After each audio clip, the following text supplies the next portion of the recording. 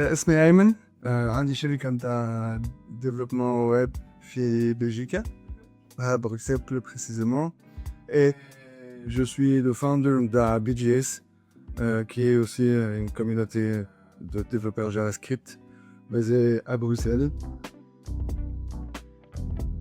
Quand tu es développeur senior, tu es amené à gérer énormément de facettes différentes de la phase de développement ou du process de développement. Et en fait, du coup, tu passes pas énormément de temps à coder. Plein de gens, en fait, quand ils veulent passer de développeur junior à être senior, etc., ils passent énormément de temps sur la partie code. Mais en réalité, ce qui fait en sorte que tu deviennes un développeur senior, c'est plus ta façon de coacher les autres, ta façon de gérer un projet, ta façon de prendre des décisions, etc. Et du coup, c'est beaucoup plus les soft skills qui font que tu deviens un senior.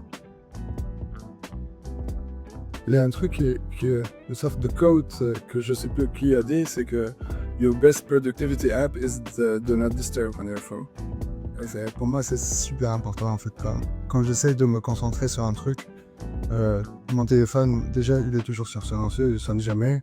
Et en plus de ça, je laisse le téléphone très très loin. Du coup, mon conseil, c'est vraiment d'essayer de se démarquer des autres avec le networking, en fait. Parce que, en fait,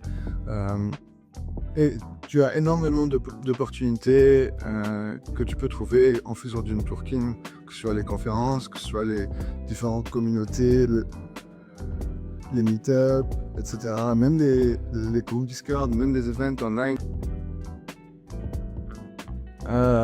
BGS. Franchement, notre communauté, elle est super bien parce que c'est très divers comme communauté. C'est aussi une des raisons pourquoi on va organiser React Africa, parce qu'en fait, j'en ai marre de voir que des entreprises tech en Europe et aux States, que des conférences en Europe et aux States.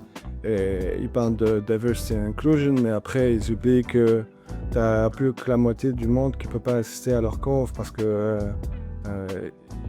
ils ont besoin d'un visa et il faut planifier un ou 2 ans à l'avance. Et du coup, c'est ça le but derrière les conférences. Donc React Africa et peut-être après d'autres conférences, c'est de ramener ces speakers internationaux, etc., leur montrer qu'il y a un écosystème sur place, leur montrer aussi la culture des différents pays où on va organiser les confs en fait.